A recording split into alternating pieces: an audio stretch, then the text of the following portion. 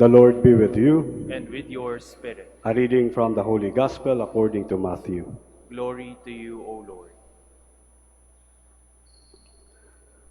At the time Jesus walked by the Sea of Galilee, went up on the mountain, and sat down there. Great crowds came to him, having with them the lame, the blind, the deformed, the mute, and many others. They placed them at his feet, and he cured them. The crowds were amazed when they saw the mute speaking, the deformed made whole, the lame walking, and the blind able to see, and they glorify the God of Israel. Jesus summoned his disciples and said, "My heart is moved with pity for the crowd, for they had been with me now for 3 days, and having nothing to eat. I do not want to send them away hungry, for fear they may collapse on the way." The disciples said to him, "Where could we ever get enough bread in this deserted place to satisfy such a crowd?" Jesus said to them, "How many loaves do you have?" "7," they replied, "and a few fish." He ordered the crowd and sat down on the ground. Then he took the 7 loaves and the fish, gave thanks, broke the loaves, and gave them to the disciples, who in turn gave them to the crowds. They all ate and were satisfied.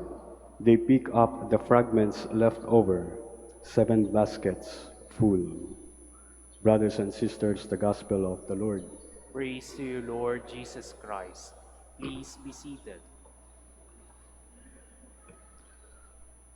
Nang dahil po sa narinig nila kay Jesus, lahat ng kabutihan na narinig nila tungkol kay Jesus, lahat na lang ng tao ayaw nang kumawala sa Kanya. Kaya na minsan, mas gugustuhin na lang ng Diyos, alam niyo yun, tumakas para makaiwas minsan sa napakaraming tao at para magkaroon siya ng solitude, para magkaroon siya ng pagkakataon ng magdasal sa kanyang Ama. Pero tanungin natin, bakit nga ba sunod ng sunod yung mga tao sa Kanya? Kasi bawat isa sa kanila may sarili ding kahilingan. Nagbabakasakali na tulad ng mga ibang taong sumusunod kay Jesus ay mapagbigyan. Kaya naman siguro, talagang napakaraming tao ang pumupunta sa Manawag dahil sa kanilang mga narinig, no? Na mga pumupunta dito na nanalangin at nagkakatotoo, napapagbigyan ang kanilang mga kahilingan. Marami. Hindi na kami mismo magsasabi. Minsan, kahit yung mga kapwa natin, sila na mismo ang nagsasabi ng papatunay na sa maraming pagkakataon, through the intercession of the Blessed Virgin Mary, napagbigyan ang kanilang kahilingan. Ngunit sa bawat milagro, sa bawat kabutihan na ginawa ng Diyos, hindi lang ang Diyos ang gumawa nun. Bawat isa ay meron ding kontribusyon para mangyari ang milagrong yon. Tulad dito sa multiplication of bread. May 7 tinapay at 2 isda. Kaya naman napakain ang napakaraming tao dahil bawat isa ay may ginawa. Nung pinarami ni Jesus, anong ginawa ng mga tao? Ipinasa. Ipinasa, ipinasa, ipinasa ang kabutihan ng Diyos. Kung kaya naman, natapos ang araw na yon, nabusog ang lahat, may sobra pa. May nakita pa silang sobra sa ginawa ng Diyos.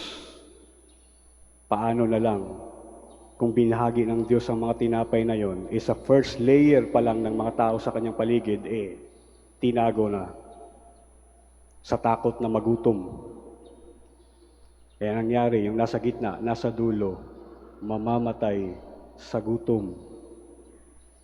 Sapagkat hindi ipinasa ang kabutihan ng Diyos.